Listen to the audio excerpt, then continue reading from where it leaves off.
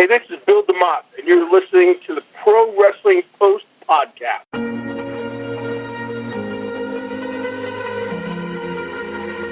You are listening to the Pro Wrestling Post podcast with your host, Mark Madison. This episode's guest is former WWE and WCW superstar Bill DeMott. Visit ProWrestlingPost.com for interviews, blogs, and upcoming events in your area.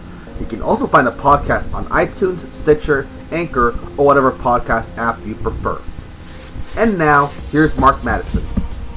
Welcome, ladies and gentlemen, and welcome everyone that is listening to the Pro Wrestling Post podcast. I am your host, Mark Madison, but I am joined by a very special guest, former WCW superstar, former WWE superstar, trainer extraordinaire, Mr. Bill DeMott. Again, Bill, thank you again for your time and your energy. Hey, thank you, Mark. I appreciate being on here. I've been looking forward to this. Thank you very much. Awesome. In order to move forward, it also comes a time where you kind of appreciate where you've been. Maybe you could share a little bit from the learning tree and umbrella that you worked under Johnny Rodz, what he taught you that you carried throughout the duration of your career. I think the biggest thing, and I try to, or at least I feel like I try to make sure that I always thank my coach, because Johnny was the type of coach that he taught you about the business as he was teaching you the business, if that makes sense. I mean, he spent a lot of time. I was in a fortunate group of guys and a class of guys like Taz and Damien Demento and Public Enemy come through there, and the Headhunters came through there, and Tommy Dreamer and the Dudleys came through there, and we were at a time when Johnny was really, really, really hands-on and ran you through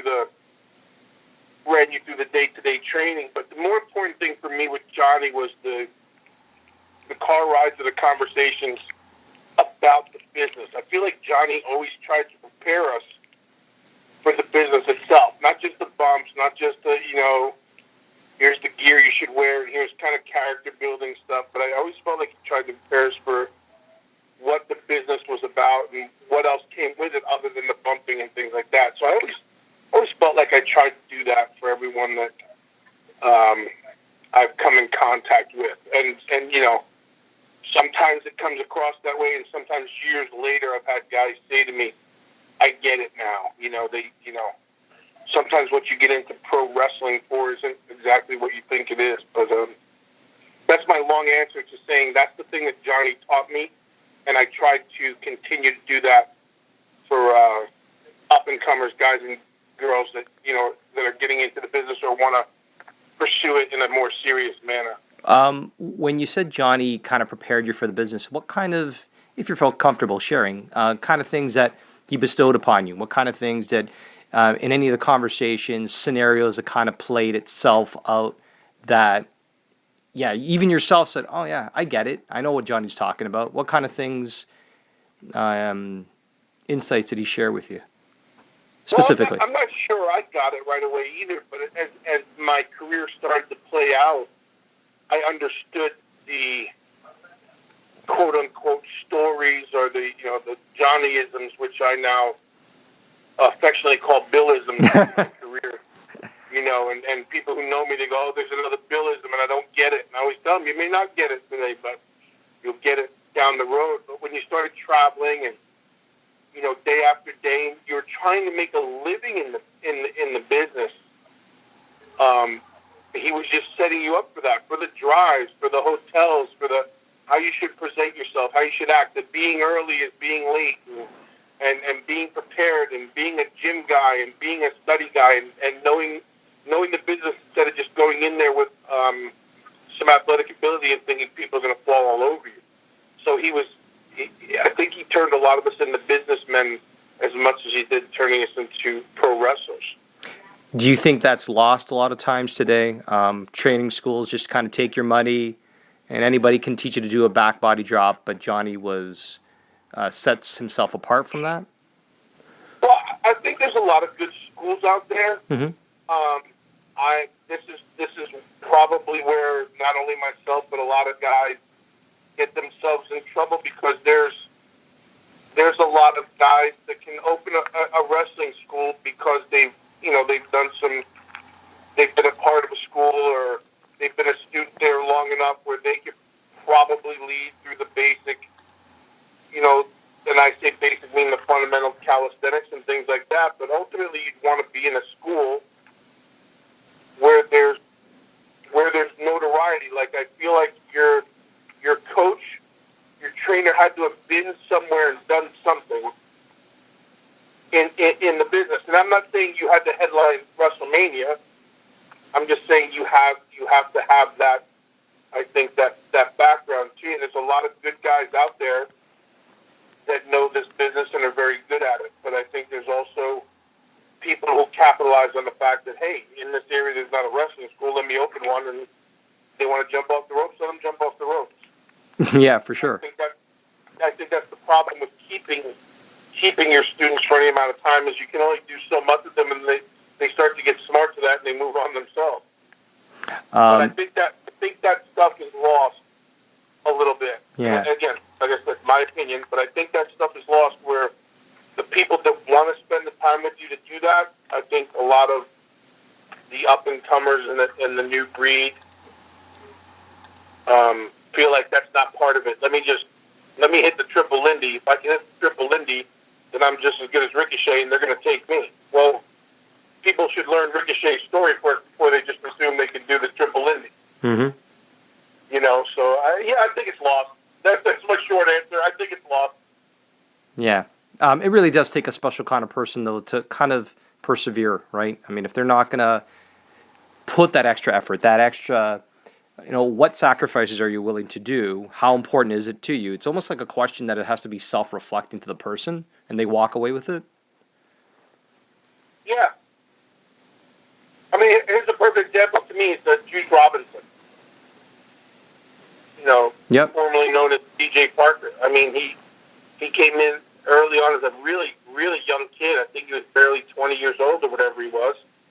And he just had a heart for it. He wanted to learn, and he had capabilities, and he's a smart kid. And now everything he's learned since being gone from the system is invaluable to him. And he's smarter, and he's better. And I would say he's got another run coming up whenever he feels like he wants to do that again. But he's making his money, and he's learned his lessons, and now he's doing his thing. But ultimately, that's it. You have to be happy with what you're doing first before you're worried about moving on or becoming the next big thing or whatever. You have to be happy with it and enjoy it and want to put the time in. Oh, certainly. To mention Juice, I mean, where he's been, his promos are just electric. Like how they come across now stateside, where what he's doing in Japan is just extraordinary. Yeah, I'm a big fan of his in and out of the ring. So anytime I get to catch up on some of the stuff he's doing, I watch it, and I just have a smile on my face and thinking, yeah, man, keep doing your thing. Awesome. I got to ask, where did the concept of Crash the Terminator come from? And go ahead. No, go. I'm just curious, like the concept, what could it have been? What, was it just not meant to be very much? Is it just kind of you getting your feet wet? It was brought up. I forget what year I started. I started in 1988, and Eddie Mansfield was. Anybody who doesn't know Eddie Mansfield, Google him. He's in wrestling history. Eddie was a friend of Johnny's, and Eddie had a project, and one of the projects was for a character named Crash. And that project never came about. But what had happened is around the same time, I could be off a couple months or something, around the same time there was a tour in Germany, and the Road Warrior Animal pulled out, and they were looking for a look-alike to kind of at least appease the people, the German crowd. So that was my first trip ever, my first wrestling tour, especially out of the country. Mm-hmm. And the late great Ted Petty shaved my head in a mohawk and painted my face, and I was known as Crash the Terminator from then on out. Oh, that's fun. That's fun. And people who knew me as because my, a little bit of shock to a lot of people maybe, my first wrestling name, my work name, my gimmick name was Big Sweet William. So people who knew Big Sweet William, all of a sudden they heard about this Crash guy, and then I walked into the locker room and go, "What are you doing here?" "Well, I'm Crash." And they go, "Get the hell out of here." So it was always funny to me how people never put two and two together. Where did Big Sweet come from? Where did that name? Big Sweet, Johnny Rodz used to introduce me to everyone as Bill Williams. I don't think he knew my last name, and that was fine. But he called me Bill Williams, and he's like, he's Big Sweet Williams, and it turned out to be, I think it was Bushwhacker Luke. His original name was Big Sweet William. So I took on the name Big Sweet William, which is the same name as a flower, and at 6'2", 300 pounds, I wore hot pink with a flower as my logo, and I became Big Sweet William. Interesting. That's pretty fun. Never knew that. Thanks for sharing. That and the fact that I had no idea what my character was. Yeah. So when he called me Big Sweet William, I figured, well, there's a wrestling name, and I tried to do everything that Adrian Adonis and Jim Neidhart and all the big guys were doing and combined it all into one. Yeah, yeah. But would you say it had more of an edge than those guys, or it was more? I don't think Big Sweet William had an edge. I think he tried like hell, but he was still trying to figure it out. I enjoyed being on the bad side of the line because of my size and wearing the hot pink and acting the way I did. It was it had heelish tendencies, but I didn't understand it at the time. So I think I was just going with whatever reaction I had at the moment. Well, no one's going to cross, a 300-pound guy wearing pink. I dare you. Yeah, I double dog dare you. Maybe you could share, some may not be aware that there were early tryouts with the WWE before your time in WCW. Is that correct? Right. Yeah. Okay, so this is almost like moving a little bit forward, but moving a little bit back and trying to connect them. How did you find that those early tryouts went, and did you carry any of the Johnny Rod experience and knowledge with you before, during, and after? Yeah. Johnny sent myself and Phil Dees, who was Mondo Clean, later became Damien Demento. Mm-hmm. Johnny would send us and get us in as extras to the WWF shows when they were in town. So we were put in front of Jay Strongbow and Pat Patterson and whatever the agents were then. And you got to remember, that was a time when there was a lot of big boys in the locker room. So here come these big, we were, as I say, we were greener than goose shit, Bill and I, but we were big, burly guys. So we were getting stared down like, well, who are these guys and what do they think they're going to do here? So we actually never worked as extras. So our first couple of, at least for me, my first couple of experiences were, wow, this is going to be a hard nut to crack, because it's a very closed club.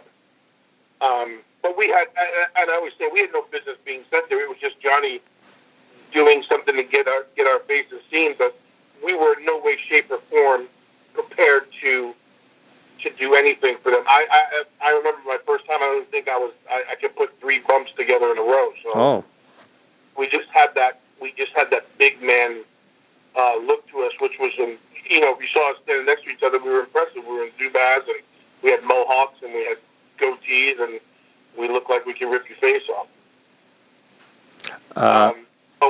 But later, as it turned out, I had a tryout. Jerry Jarrett had brought me in, and I think my first tryout experience, I was brought in the same time as Duke the Dumpster Drosty, and after that weekend, I didn't hear any more, and then found out they hired him, which was okay with me because I never looked at it as, well, what would they hire that guy for and not me? I just figured he had something to offer that I didn't. That and the fact he was 6'6" or whatever the hell he was. And then I had a couple of other times where I was brought up to towards the Pennsylvania border and worked some events, and fortunate enough to go on before Tatanka and Luger, and I took a crowbar with me one time, and we tore the house down. I hit it with the backflip, and Bigelow and all those guys, like, you know, all those that I knew those guys, and everybody was really cool. And then we got yelled at for doing that right before the main event. But how dare we, do something before the main event? You see, I'd heard about that. Well, not that specifically, but the company being very protective about the main event and like don't upstage it. And to me, rightfully so. Hmm. And so my lessons with Johnny, all the things I learned that you don't take away from the main event, you build towards it, and the cards that we worked on as independent guys, I totally didn't even come into play with that because this was my tryout, so I was going to put my best foot forward. Yikes! Yeah. And I did that, and then later on down the line, here I am being the guy that's telling guys who have unbelievable talent, you don't need to do that every night, So it was everything to me was a learning curve, mm-hmm. but I was prepared every time I went. I knew how to be a professional. I knew, a lost art of speaking Carney, which nobody does anymore, and I probably screw it all up. But we were hip to all that stuff, man. We were well groomed. And every time I did have an opportunity, I was prepared, and I believe I did my best with it, and it just kept helping us. Or at least it kept helping me get booked and move on to different places. Did you ever ask Johnny, you knew that you weren't necessarily ready, why he sent you up there? Yes. I knew I wasn't ready. No, I know you weren't, but did you ever ask him why he sent you? No, I think, I knew why. We looked the part. Oh, you looked the part. Get in his extras. Jay Strongbow told me one time, he goes, I can't get my kid on the show, but if you want to put on black tights and put him over, I'll keep you here. And I was like, well, hell no, that's not what I came here for. Right. I didn't say that out loud. No. But in the grand scheme of things, I was grateful we weren't used because we weren't ready, and it probably would have left a lasting impression on the name and going, oh, no, it's that guy again. So I felt like when I actually did get into a WWE ring, WWF ring, I was prepared. But those first couple of times we went, I was scared to death. It was nerve-wracking. We were there 3 hours before the truck showed up, and we were waiting in the arena parking lots, and it was like, come on, dude, let's just go home. For sure. One of the guys that you'd cross paths with and you've worked with, and correct me if I'm wrong here, please, Kevin Sullivan, said to have taken a real liking to you. How did that relationship initially develop, and what did you learn moving forward and working with Kevin? I met Kevin in Japan. He had come for one of the tours, one of the in-between tours with the Wing promotion. And I met Kevin there, naturally knew who he was, and, just took a liking change. And Kevin, to me, is just a down guy. He's pretty honest as the day is long, and he just, anytime somebody wanted to drop knowledge on me, I took advantage of it. So I guess he just took a liking. And don't forget, it's that thing of 6'2", 350 pounds with some agility and, some, I don't know how to say it because it sounds funny coming from me, but with a little something to offer.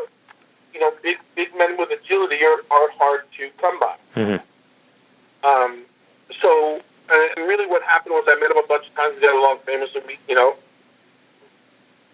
in Japan and stuff. We went to Smoky Mountain, I think once, and did some filming there. He brought us in for that. And Kevin was one of the catalysts to getting us into the original Eastern Championship Wrestling when Eddie Gilbert was running it. And then ultimately, it came in, it's no secret that Orndorff and Vader got into a big fight in WCW. Vader was sent away. I got a phone call, and the phone call literally went like this: "Are you fat?" Are you still wrestling? Yes, I am.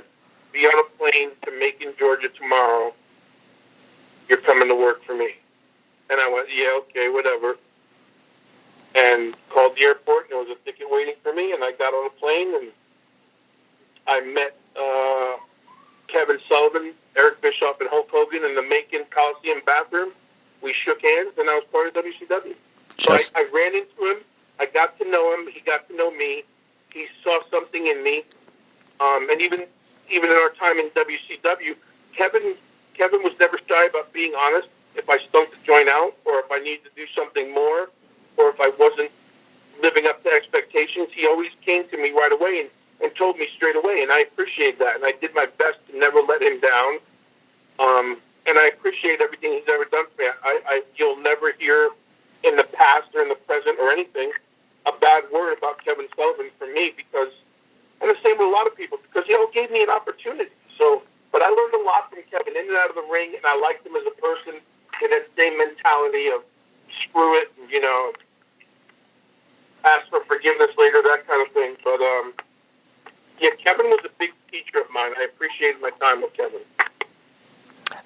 Do you still connect with him at all? You ever get a chance to? Yeah. Every time I see him, the first thing he says, he goes, "Still not eating salad, huh?" And I say, nope, because every time I see him, he's got a big smile, and, I get a big hug from the Taskmaster, and I enjoy that 5 minutes in passing in an airport or meeting at a convention or something. Nothing but love and respect for Kevin Sullivan.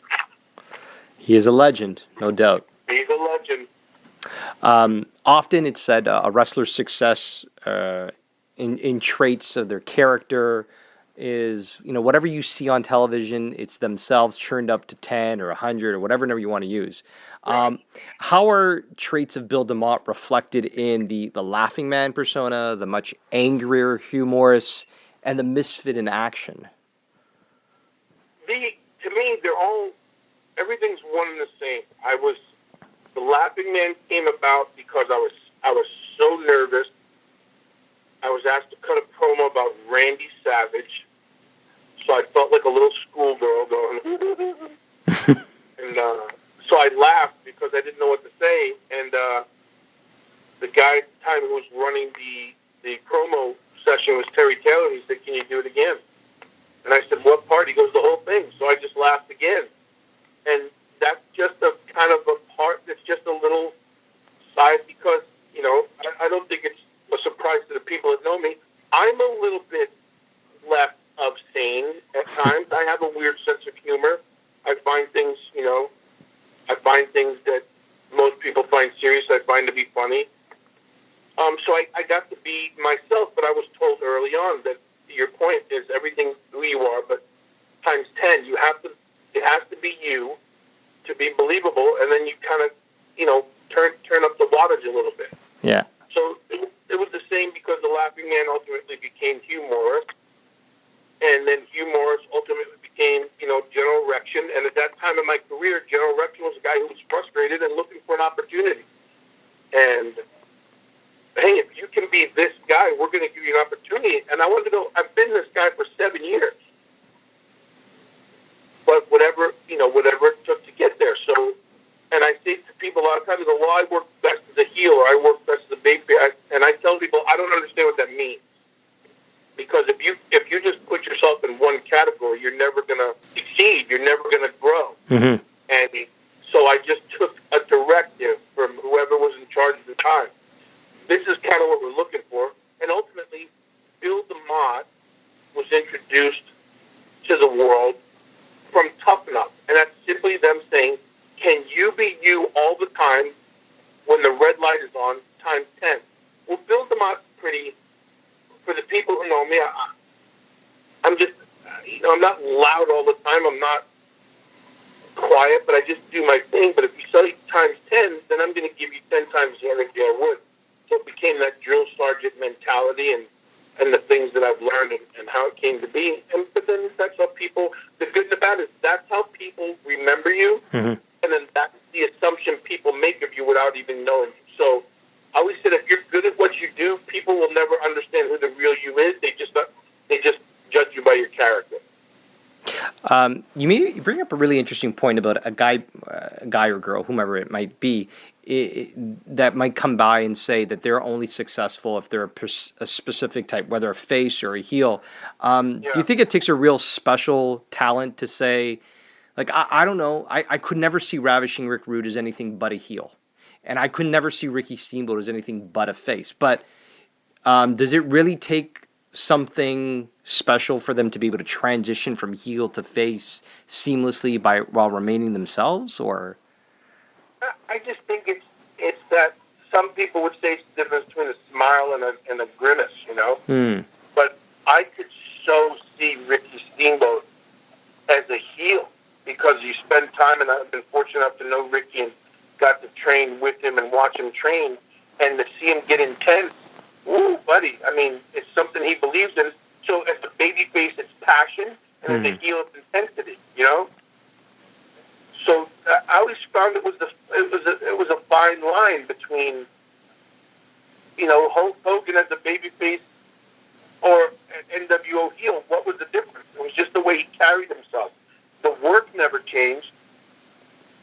The promo verbiage changed from time to time, but it was the same work. And that's the thing that I always focused on with everyone.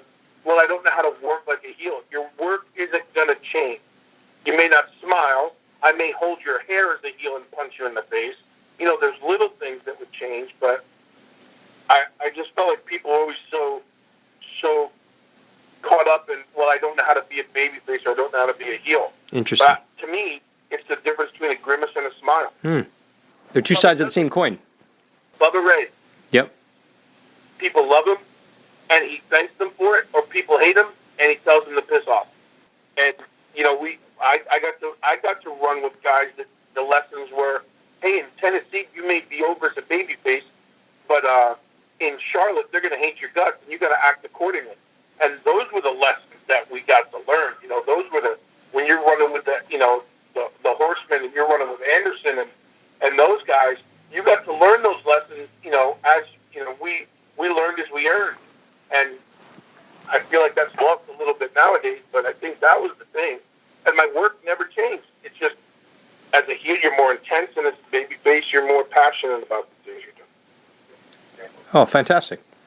How did you find where we've moved throughout kind of your time in WCW, but that transition between WCW to WWE, the company, the purchase, all of that, moving over? How did you find that personally, professionally, that experience? I didn't. Again, everybody has an opinion on it. There were a lot of guys who had a hard time with the transition because they left WCW being treated or being able to act a certain way in and out of the locker room, or putting together matches, or lack of putting together matches, or wanting to work with other people. And when you got to WWF at the time, I didn't think it was understood by everybody that we were starting over. You know, a lot of the talent, I feel, came in like, they know who I am. I'm over. They'll adjust to me. And I just never took that attitude towards it. It was their locker room. There was for the 20 guys that were coming in, there were 30 guys still trying to get TV time. So, you know, realize that you're walking into something you're not going to be well received in anyway, just for the simple business standpoint of it. And I think it would have behooved a lot of people to come in a little more humble, and realize that we were coming into someone else's. You know, if I'm with the New York Giants for 6 years and I'm an All-Pro, and maybe this is a bad analogy, but you're not going to walk into the Cowboys locker room and act like you know your shit don't stink, and expect everybody to just let you do your thing. You're going to have to earn your stripes now as a Cowboy. So we have to earn our stripes now as WWF superstars, because the way they did business was a lot different than WCW. Just like with anybody else, I'm sure like nerves are elevated, but then it's a matter of proving yourself, I guess. I'm thinking to those that are there, right? Yeah, and it was the fact that you should have wanted to prove yourself, so people didn't just go off of what they heard or what they watched or what other people told them about you. We had an opportunity to prove who we really were. And you did. And it was evident throughout the time that you were there. This is Eddie Edwards, and you are listening to the Pro Wrestling Post Podcast. I had a chance to recently speak with Ryback, and he spoke quite highly of yourself and about the mental toughness that you put him through. I wish almost I had the audio clip to play for you. He said everything you heard about it being boot camp is true, but he's like, Bill was just weeding out the people that, probably were going to quit at some point, but at the same time, he found the time so invaluable. And I'm just sharing that with you. And he says that you two, from time to time will connect, and it's more like, how are you doing? But not so much, about what he needs to improve on. Can you speak about, why mental preparation today, is so apparent? He talked about both himself and The Miz coming under your learning tree, and why, those were the two that, and he still talks about his relationship with The Miz, and how that's helped, and how you've helped, and how you, and along with Tom Pritchard, were so pertinent and important to his learning. Terry Taylor, I think, as well. Why is that mental toughness so important today, where competition is everywhere? If you're not, and again, this is a Billism. This is a Bill DeMott theory that maybe doesn't apply to a lot of people, or people don't buy into, and that's fine, because wrestling is an opinion. But in life too, once the physical's gone, or once you can't hang physically, or once your body can no longer take the 20, 25-minute live event matches, are you mentally prepared to adjust your career to that? Are you mentally prepared for the conversations? Have you been preparing yourself, not only physically, because Ryback is built like a house, always has been, always will be. And one of the biggest things with Ryan, who, by the way, is one of my favorite people, because we got to have disagreements, and we got to have those things of, oh, Bill, you're full of crap, but I'm not doing it anymore, and my thing was fine, then this is what's going to happen. But when you get to have a conversation with a grown man who years later goes, oh my gosh, it's like the V8 commercial, you hit yourself in the head and say, I could have had a V8. I always say, I don't care when it makes sense, as long as it's in some way, shape, or form it makes sense somewhere down the line.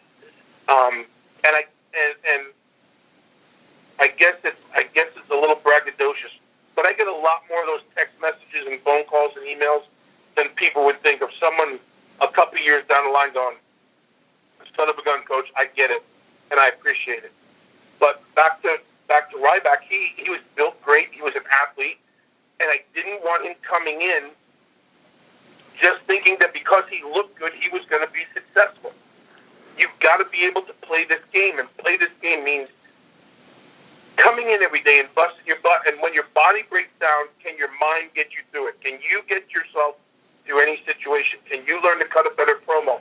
Can you learn to adjust your workouts on the road, because you can't go home and cook 6 pounds of chicken breast? You're going to have to eat a Whopper once in a while. You're going to have to, do these things. You're going to have to sleep in a bed that you didn't want to sleep in. You're going to have to rent a car that's not a Cadillac. You know what I mean? You're going to have to do these things. And you saw the guys and the girls that took to that and understood it, because you have a love-hate relationship with them. But my attack to that, or my position on the whole thing was, man, it goes back to Johnny Rods. I want to help you succeed because I've been there. I understand better than most what happens behind the scenes, what happens in front of the camera, what's being talked about in production meetings, what's talked about being in creative, what's talked about, can this guy be a media person? Is he reliable? Can they be on time? Do they dress well? Do they speak well? Do they act like idiots? Are they going to get in trouble? Are they long haulers? Are they short termers? And so, but you don't have the time to explain all that to them. So you just go at it every day, and hopefully a little bit of it sticks. That and the fact that we share the same birthday, that's what makes Ryback one of my favorite people. No doubt. And what birthday would that happen to be? He developed over the years. He developed his opinion of the business. He was successful, and when he thought it wasn't going the way it should go or whatever, he was a businessman that made a business decision. He wasn't an athlete going, screw you, I can go somewhere else. He had a game plan. He runs a successful business now, and he's happy.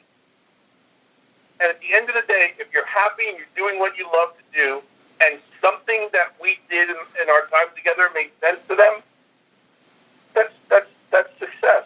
So, and I feel good to hear that people, have some kind of fond memory. And I'll be the first to tell you, I wasn't brought in for my impish grin and boyish charm, like the Miz would say. I was brought in and continue to be brought in to get people to work to their ability, see what that is, and see what they have past it. That's been my job. It'll always be my job. I embrace it. And the ones who are really there for whatever reason to move on and get better understand it. And sometimes it takes a few years down the road. Sometimes it takes being apart, away from that person. But I'm always grateful to hear that kind of feedback. But Ryan, he was a student of the game, and he did understand it, and he's successful now in what he's doing. So I'm happy for him. Well, I just want to be able to share that with you because he's definitely paying it forward and in sharing with you. So you've definitely made quite the impact on him. Thank you. I appreciate that. The measure of a man is not how they face tragedy, but how they come out on the other side, a better person, a stronger person because of it. As a father myself, I couldn't even imagine what you've been through. But I do want to ask, so those listening can get a true understanding of what the Carey Foundation is, its intentions and goals, and what you want to make others aware of as it's yeah.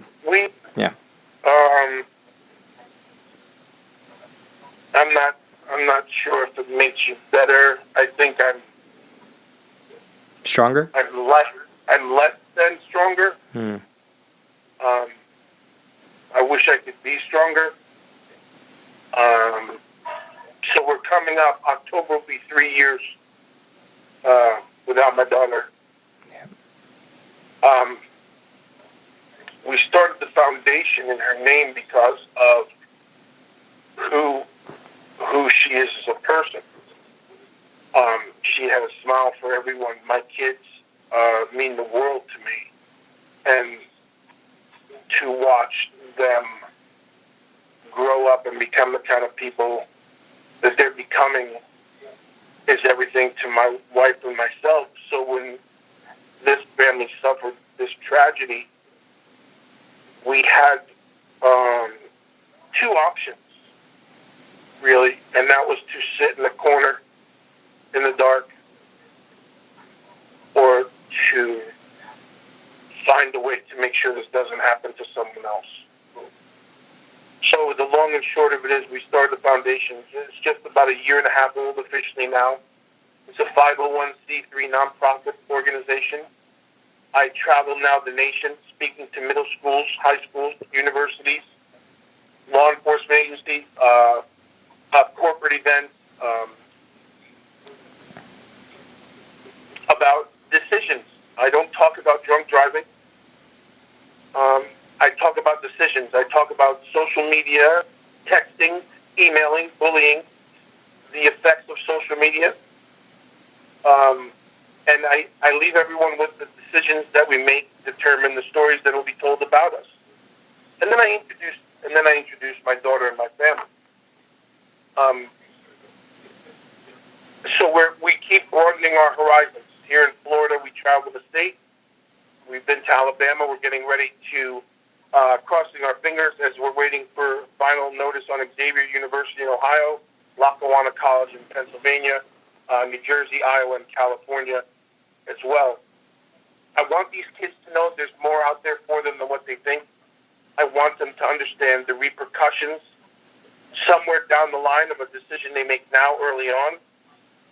And I want them to know that they have more to offer than they can ever realize. And the things they do affect a community and affect others that they may probably will never even meet. And I said in an interview last year, I think on TV, that wrestling prepared me for that. Because I've traveled the world, I see the effects that wrestlers and sports entertainers have on the world and have on people and the good they do.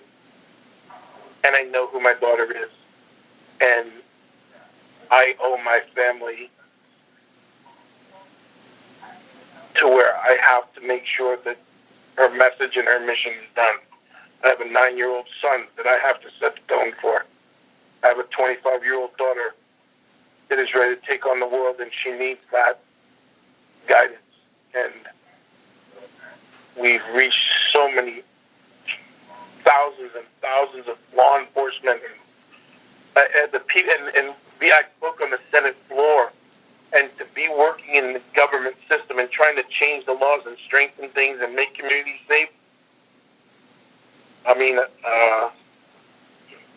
that's my job as a dad. So on October 10th, 2015, my world changed forever. And I want to make sure that I can help others so it doesn't happen to them. And you should be definitely commended for that. I'm sure Carrie's looking down and smiling at you, saying, "Thanks, Dad." She's always got that smile on her face. Oh, no doubt. Before we do let you go, I did have a question for you. Sure. A couple more questions. I couldn't help. Sure. But what do you foresee for the Bill DeMott experience for the balance of 2018 and beyond? And not just the Bill DeMott experience, but Bill DeMott. Well, I have the honor. I always say I'm blessed. So for everyone else out there too. So a lot of people we don't get to talk about this. I'm a Christian. I'm a believer. I'm a follower, and I have the opportunity to work within the Christian community and share that message with kids and adults. And I think what's going to happen coming up is, and I get to still go to seminars. I'm in San Antonio with the Texas Wrestling Academy in September, doing a seminar down there with Rudy Boy, and I still keep my finger on the pulse of wrestling because wrestling gave me my life. It gave me opportunities that I never would have had staying in that small town I grew up in New Jersey. But there's big things happening, and whether it's running for government office or if it's getting back into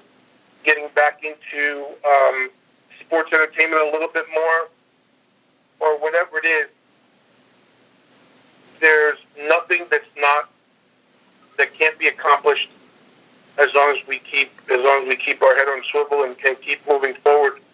And the biggest thing for that is I always try to remember that there's someone else out there going through the same thing. And I apply that to wrestling. I apply that to life. I apply that to baseball. I apply it to everything. In my house, there's one rule, and it's wrestling rules. There's wrestling rules in life, and we live by those wrestling rules. And it's how I've lived my life for 30 years on the road. And good things are happening. It's no longer the Bill DeMott experience. It's the DeMott family experience. It's the Carrie Ann DeMott Foundation experience. And my daughter and my kids are going to change the world. And I get to be their voice for now. So that's what I look forward to. That's what gets me up every day. And then I get to share stories with guys like you, Mark, and do some interviews from time to time. And I've always said this, and I want to say it again, I thank the wrestling community for wrapping its arms around me and my family during all of this, and for the support from all the guys and girls who shoot us messages and tweets and things like that. It means more than they'll ever know to hear from friends on the road, because I miss it. I miss being full-time on the road. But it's one of those things, they say everything happens for a reason. I'm still working on what those reasons are, but I know I have bigger fish to fry, as they would say. So, But I always want to be thankful to the fans and to the wrestling community, and as they say, the wrestling universe. Fantastic. Before we let you go, though, Bill, we were just curious if you'd be interested in taking part in a little game. All right. Okay, so the game we do here is a pro wrestling podcast exclusive. We just do it here. So when this interview, at least the text version of it, is available online, this portion wouldn't be accessible. So the game is called Wrestling Tinder. So I always got a chuckle. I like that. So much like regular Tinder, if you're interested, you swipe right. If you're not interested, you swipe left. And the pressure's on me to try and rack my brains for something that you might be interested in. Okay. So swipe left means I'm not interested. Yep, and that's fine. You don't have to. If you are, you swipe right, and then you go into your opinion, thoughts, agree, disagree with it. Okay. A big topic recently, or more so over the last few years, as it comes to independent wrestling, would happen to be intergender wrestling. Left. I'm swiping left. Not a problem. Okay. Again, difference in styles and more generations. The more traditional, so the Rip Rogers and Randy Savages are more have a more traditional belief and perspective as it applies to wrestling, whereas today a lot of indie talent feels more is better. I'm gonna swipe right for some reason. Okay, go for it. I see both sides of that. The thing that gets... I'm going to try to see who I could use as my best example. I'll use Seth Rollins as my best example.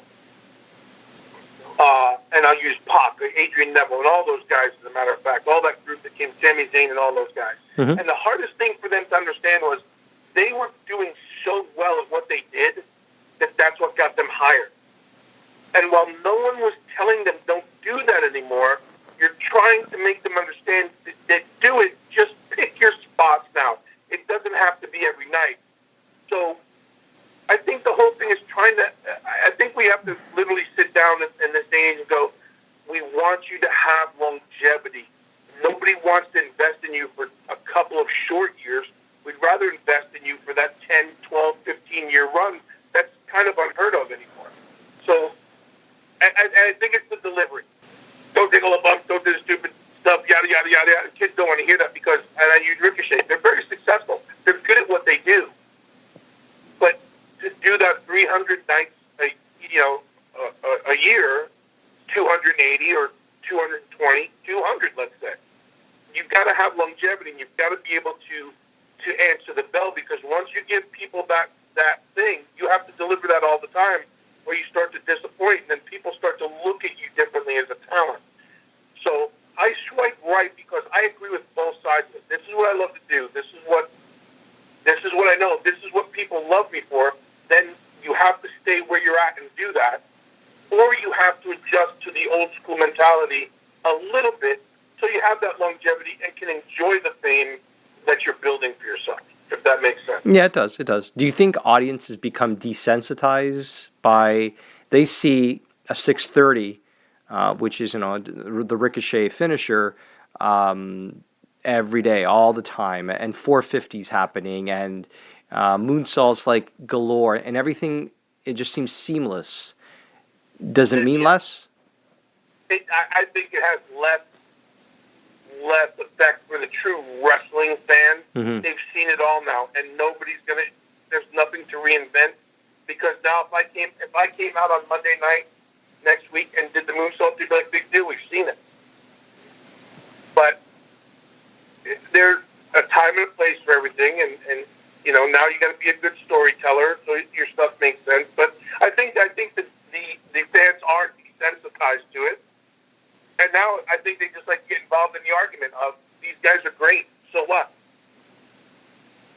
Unfortunately, old school thinking is, you're only great till the next guy who's willing to go through the car crash does a little bit more than you. Yeah. So then are you out of the business, or are you still there being relevant, making money, and still holding your piece of the pie? Well said. We're going to throw out one last wrestling Tinder question. A wrestler's success is based on booking. I don't know, I'm going to swipe right, but I'll swipe right. Okay. I mean, again, you can disagree. That the whole idea is also to disagree with the statement. I do disagree with the statement. Okay. That's it. Go for it. Yeah. I think that's the easy way out. I think that's the easy way out is they booked me wrong, so I didn't shine. Yeah. Okay. So there needs to be more to a person's success than just making the most of what they're given. More so. But yeah, I think that's it. If you make the most of what you're given, you're going to be given more. Mm-hmm. In a perfect world. Yes. Ideally. And it's what you do with that 3 minutes, 5 minutes, 7 minutes. Shine, and the world will shine with you, especially in the ring. Exactly. And so much more nowadays than any other time, it's not even so much what you're doing in the ring. What can you do out of the ring that makes you relevant as well? Titus O'Neil. Exactly. So much is... and the crazy business. It is. Indeed. We would definitely like to thank you, Bill, for your time and your energy. And thank you again for joining us. I appreciate it. Again, thank you. Thank you to all your podcasters, and thanks to the wrestling world. And I hope we can do it again sometime. Definitely. On behalf of Bill DeMott, this is Mark Madison for the Pro Wrestling Post podcast.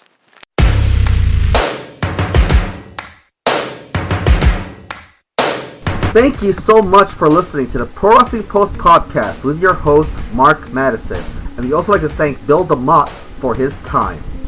Once again, visit ProWrestlingPost.com for interviews, blogs, and upcoming events in your area. Find the podcast on iTunes, Stitcher, Anchor, or whatever podcast app you prefer. Once again, thank you.